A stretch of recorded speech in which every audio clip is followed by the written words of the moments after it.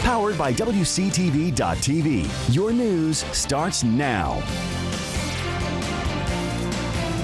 Right now at noon, destruction from Hurricane Helene. Today, we're getting our first look at some of the damage across our community. Good afternoon, everyone. Thank you so much for joining us on Eyewitness News at noon. I'm Lenitra Bennett. And I'm Madison Glazier. The storm is long gone from our area, but we'll feel the impacts for a long time. Now, we do have live team coverage across North Florida right now, starting with our Brianna Shaw live in St. Marks. Brianna, you were there yesterday, so can you tell us how this looked now compared to then? Madison, Lenitra, when I was here yesterday, we started to see those roads already starting to flood before the storm came through. When I came back this morning, there were several flooded roads, and the Wakulla County Sheriff's Office urging people to stay off the roads for as long as possible, not only because of those flooded areas, but also because of debris that I've also seen while driving around today, and also those downed trees and power lines. Now, also when I got here this morning, I saw the National Guard doing some damage assessments. There have been reports of trees on top of homes, according to WCSO. Here along the St. Marks River, many of the business owners have spent the morning cleaning up. The president of Shields Marina, Brett Shields, says he feels lucky there wasn't any structural damage or damage to any boats. The most of his worries was the flooding. The water was rushing in, knee-deep water, a lot of floating debris. When you're walking in, you got to look for bugs, ant bombs, snakes, debris, etc. So you just got to be careful. Shields says it will take some time to clean up the mess Helene left behind, but of course grateful his riverfront business remained unscathed. Now, if you do have damage to your home from the storm, the Sheriff's Office says to use their mobile app to report it to the Emergency Management Division. I will be here throughout the day. I'll continue to drive around and bring you the updates live here on WCTV. But for now, live in St. Marks, Brianna Shaw, WCTV. I'll send it back to you in the studio. All right. Thank you so much, Brianna. A new video from Steinhatchee this morning. Our first look at some of the damage there. You can see all the debris and mud scattered everywhere from the storm surge. Our Zach Dahlheimer spoke with the Taylor County Sheriff this morning. He told Zach that 90% of homes in Keaton Beach are gone. Zach is heading there and will bring us the live report starting on Eyewitness News at 4. Our live team coverage continues now in Madison. Our Allison Posey is there. Allison, what have you seen from this morning?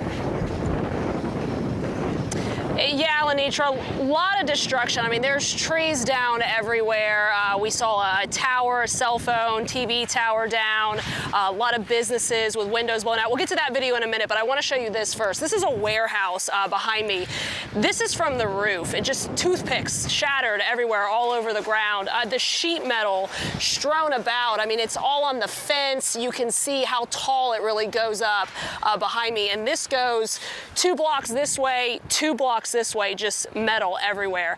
We want to roll that video now of what we saw in downtown Madison. A lot of windows knocked out, awnings that have fallen, that have knocked glass all over the road, benches that you sit on just flung over like toys.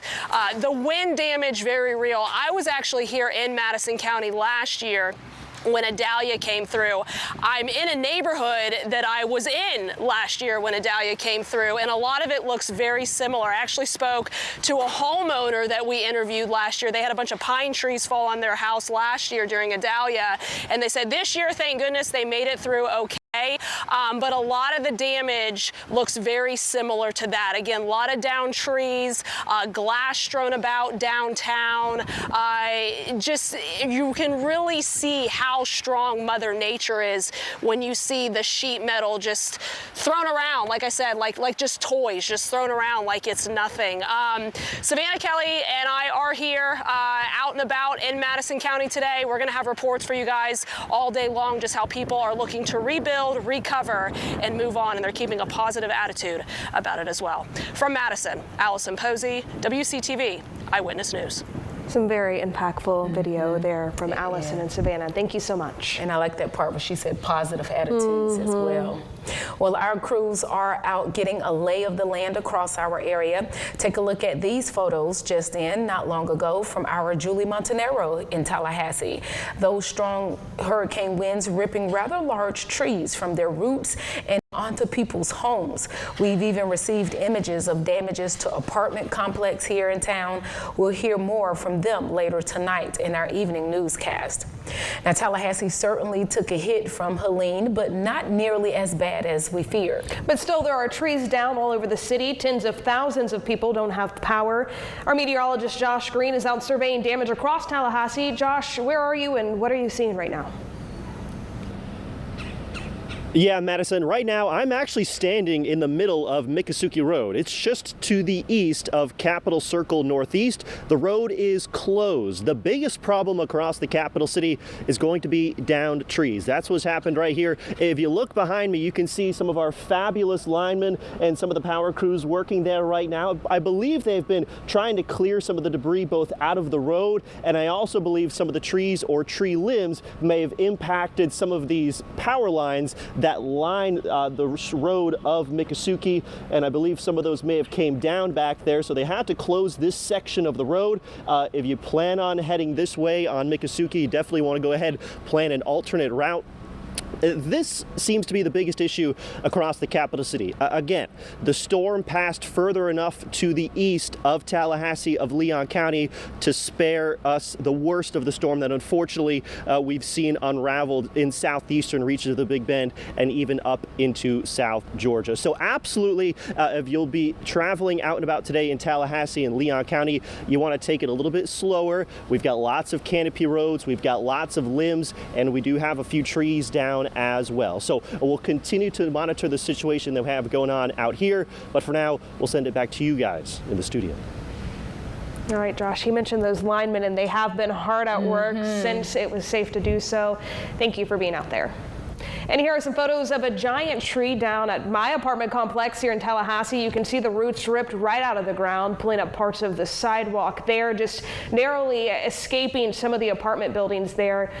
So they are actively also working to try to remove that tree from the property as we speak. And it's incredible to see how it pulled up the sidewalk, that concrete there. And look at this. We're starting to get videos from South Georgia too. Take a look at this flooding in Valdosta. You can see that car is almost totally underwater and streets are submerged in several feet of flooding. So a lot going on there in South Georgia as well.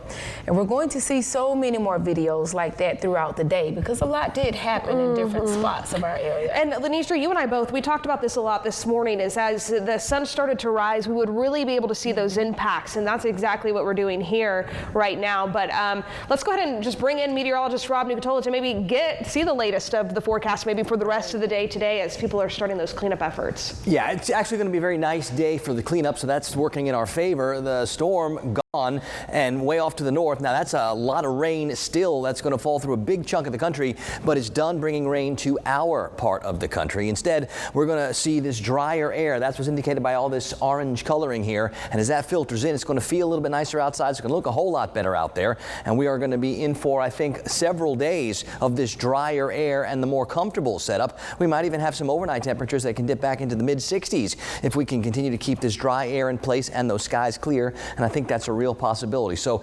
improving weather for us after what was definitely a big time setup all week. So for all your outdoor works, not just taking the tops down, this is for all your outdoor labors today and the next couple of days. It's going to be a pretty good setup for it. Now it'll still get a little bit warm. Those top temperatures can make the mid 80s, make it into the upper 80s in some spots.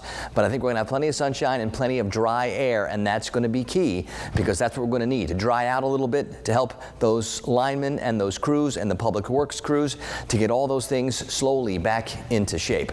I'll talk about the rest of our forecast. We still have other things in the tropics that we're keeping our eyes on. So I'll break that down in just a couple of minutes. All right, Rob, it seems like it's been a while since we saw him say absolutely you could take the top down. You know, the weather will be nice enough for that. Power outages remain a huge concern throughout the Big Bend in South Georgia right now. Madison is breaking down those numbers on the outage. Where do things stand right now, Madison? Yeah, Lenitra, we've been tracking these numbers all morning, so let's just go ahead and get a breakdown. We'll start right here with the city of Tallahassee. Right now, over 36,000 people in Tallahassee are without power that use the city of Tallahassee utilities. If we go ahead and move on to Talquin Electric, we can see that there's quite a bit of people without power right now, according to this map. It's actually 52% of their customers are without power right now. That's a 29,000 people. When we looked at this number at first this morning at 5 o'clock, there was an upwards of 60% of their customers without power. So you can see those linemen are really hard at work. But if we go ahead and scan on over to Georgia Power here, we can see that in South Georgia, if we zoom in just a little bit, it looks like Lowndes County is the most affected in that area. And if we go ahead and take a closer look at that number, we can see that over 13,000 people are without power. And when we start looking in our coastal areas, we can see Taylor County has 7.9 thousand people without power. We've got Madison with 7.6 thousand, Jefferson County with 3.7 thousand. So we are keeping a track of all of these numbers right now, also on our website at Wctv.tv. But for now, Lenitra, we're going to send it back to you at the desk. There are at least 4 reported deaths related to Hurricane Helene. One person died in Tampa Thursday night after a sign crashed onto a highway.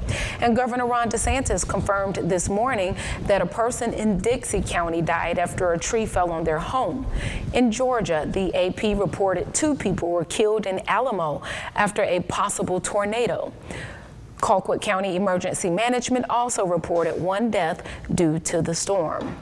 Now, all night during our wall-to-wall nonstop coverage, we were getting video in from some storm damage of people in our area. Yeah, and that damage is extensive. And so one of those hardest hit counties is Taylor County, who's seen their 3rd hurricane in 13 months. So go ahead and take a look at this shocking footage. Steve Black sending these into what is left of the Sunset Place Resort in Steinhatchee. Windows and doors blown out of the roof, ripped off, fences bent.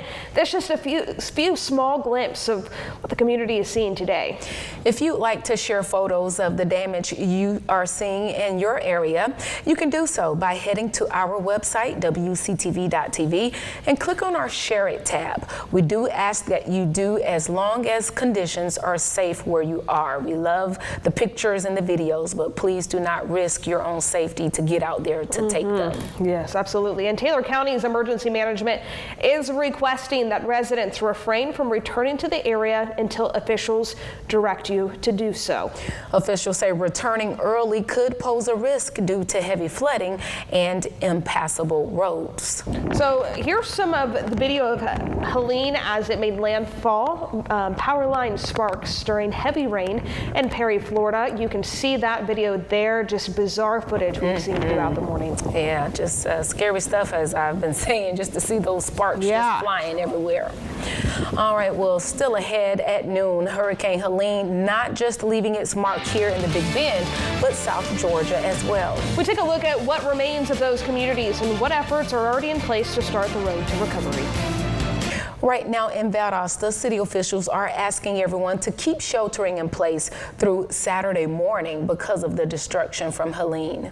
City officials tell WCTV things just aren't safe in town right now, so they want everyone to stay where they are while crews work to clean up the roads. So you're asked only to go out driving if it is absolutely necessary, and this can be applied to any other county that took the brunt of Helene last night and early this morning. Georgia Power is continuing to monitor Helene and track outages statewide. They say the threats of Helene pose a rare threat to the Peach State.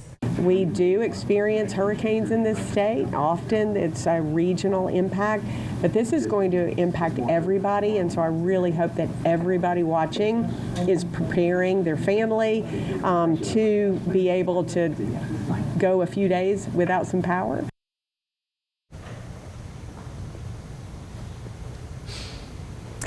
All right, well, at least it's expected to be a nicer day today for anybody who has to be out there cleaning up, the workers or anybody trying to clear their yard. Yeah, Rob, what you got in store for us? Yeah, it's really nice that we do have a better, brighter, drier forecast heading into the upcoming weekend, and maybe some cooler nights and cooler mornings, which will also help, especially with some of the areas that are without power. So we got some things working in our favor now after a real rough week with the weather. A lot of our temperatures this afternoon are going to get to the mid-80s. Some might get a little warmer than that. I do expect the overnight numbers to dip into the 60s. For most of us, would not be surprised to see some 64s and 65s out there tomorrow morning. The current conditions are only coming in from Tallahassee right now. It's 83 degrees. Still have that breeze from the west, and it's going to be something that we notice throughout the day today. But those dew point temperatures inching back into the mid-60s is what's giving me that hope. Now we're bringing in some of this drier air, and I think that means we can have some cooler nighttime and early morning temperatures. The view from up above Doak Campbell Stadium on the time lapse, some clouds early. Took a little while to get rid of them, but by 9 o'clock, most of those clouds were long gone. And now I think we're going to talk about nothing but sunshine for most of the day today. Maybe a few puffy white cumulus clouds starting to come back this afternoon. But for the most part, I think a lot of us are going to be in for more sun than anything else, and that's likely going to be the case all weekend. Temperatures are up to 81 at Quincy and Perry. It's 78 degrees in Bainbridge. Tipton's at 77. Apalachicola is at 83. This morning, we saw some spots to the north and to the west that got into the 60s. We should see more into the 60s in more locations tomorrow morning. We'll talk more about that breeze, which is absolutely still noticeable, up to 20 or 21 miles per hour. So we'll call that breezy for sure. Matter of fact, it's more breezy at this time now than it was at this time yesterday with the approaching storm. Of course, things got much windier once that storm got close. Now with that storm away, we are still getting some of that breeze, and I think that's going to stick around for most of the day today. So expect the breezy conditions. Also expect the sunshine and the dry conditions, while areas into Kentucky and Tennessee and North Georgia and the Carolinas, big rain potential, still some tornado potential up against some of the Carolina coastal areas, all wrapping around that storm. We have all this dry air along the Gulf Coast, and that's what's going to be taking over and sticking around. Now, we're still calling Helene a tropical storm as of 11 o'clock today, with winds around that core down to 45 miles per hour. It will likely lose that name and designation soon, but it's not going to stop bringing rain to those areas, probably not for another couple of days. So a big soggy mess for this part of the country, where it's going to slow down and possibly cause flooding concerns while things start to clear where we are after dealing with the brunt of that storm. And that's what it looked like when it raced off, and that's what it still looks like right now, still kind of intact. Now, as far as the rest of the tropics go, we've got three areas that we're watching. We've got one named system, one almost named system. Neither one looks like they're going to have any impact to the United States. And then we've got this area over here, the same source region that Helene came from. Over the next week, some of the computers are hinting that there can be some more development over here. We know it's a pretty ripe area this time of the year, so we'll continue to watch and see. Right now, there's nothing there, but we'll absolutely watch and see if some development can happen. We're talking like a 30 or 40% chance over the next week for something to start cooking over there. West and southwest winds on the Gulf today, 15 to 30 knots, so yeah, still breezy. I think for most of us, middle 80s, some of us upper 80s, lots of sunshine today. Tonight, I'm hoping we can get into those middle 60s and make it feel a little bit more like late September out there. And here's the quick glance forecast, where the next couple of afternoons, mid 80s, upper 80s, maybe even 90, all within reach. It is a pretty good looking extended forecast, dry, sunny, and maybe some cool evenings. We'll take that. Oh, yes, we will. Cool evenings. I know a lot of people are excited about that. Yeah, especially as they're hard at work right now. For sure. Indeed. Thanks for joining us, everybody. Bye-bye.